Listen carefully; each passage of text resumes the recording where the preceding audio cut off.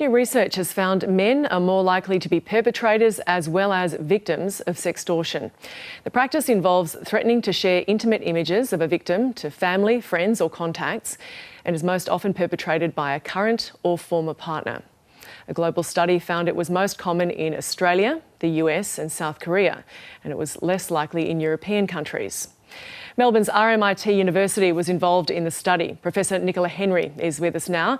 Professor Henry, you study this issue of sextortion and have recently released this report. How prevalent is it?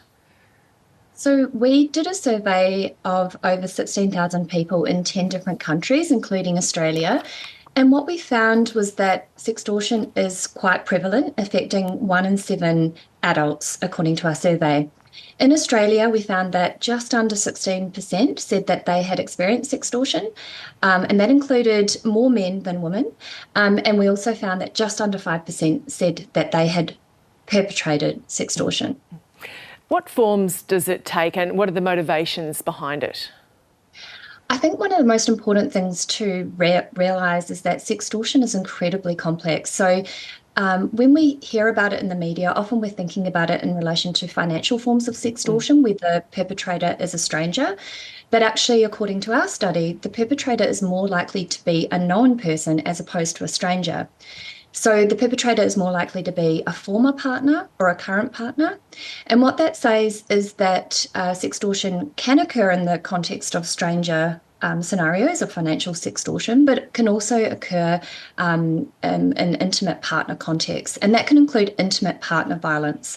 So we know from other research that we conducted that image-based abuse can affect people in domestic violence contexts where sextortion is used to threaten the distribution of intimate images to prevent the victim from leaving the relationship, to prevent them from pursuing an intervention order, or to get them to do something that they don't want to do.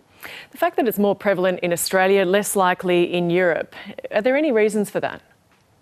Well, according to our survey, the European countries did have lower rates of both perpetration and victimisation, and we can only really guess as to the reasons why. One of the possible explanations for this is it may be that in some European countries there are less restrictive viewpoints and attitudes around nudity and sexuality. So it may be that the non-consensual distribution of those intimate images has less potency than what it might do in some other countries. What are the laws around sextortion here in Australia? In Australia, we do have specific criminal offences to deal with making threats to share intimate images. So, for example, in the state where I live, which is Victoria, it is a criminal offence of up to 3 years imprisonment to threaten someone with the sharing of their intimate images. There is also, under the Online Safety Act in Australia, which is a federal act, there are civil penalties in place for someone who shares intimate images without consent, but also for people who threaten to share intimate images. And basically, that Online Safety Act gives the Office of the E-Safety Commissioner the powers to investigate, to issue formal warnings, or in some circumstances, to issue civil penalties. It's not up to victims to prevent this, of course, and particularly around fake images that may be circulated as well. What actions should people take, though, if they do fall victim to this? Well, the first thing I'd like to say, if you have experienced sextortion or any form of online abuse or image-based abuse, is you're not alone, you're not at fault, and you're not to blame. And also, one of the key messages I would like to just state is that there is help available. So, for example, you can report to the Office of the E-Safety Commissioner. They have an online reporting tool if you've experienced image-based abuse, including sextortion. They can help to take action. They can contact the digital platforms if the images have been shared and help to get those taken down. But there's also a lot of psychological and counselling support that's available to victims of sextortion. So you can call 1-800-RESPECT if you've experienced sextortion in the context of domestic, family or sexual violence. There's also parents and friends and teachers and other people that I would really encourage people to talk to. Sometimes victim survivors do not want to tell anyone about their experiences, and that's something that we've found in our research when we've done interviews with victim survivors, is they don't want to necessarily tell anyone.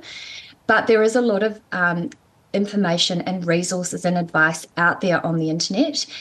We have a chatbot that we developed that people can use to get information about what their next steps might be.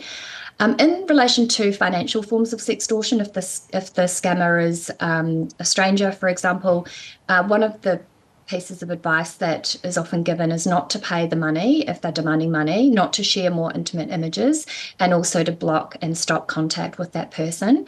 But in domestic and family violence situations, that might sometimes be unsafe to block or to give in to the person's demands. So that's why I think it's really important to seek that help, to get some advice from professionals about what to do in those situations.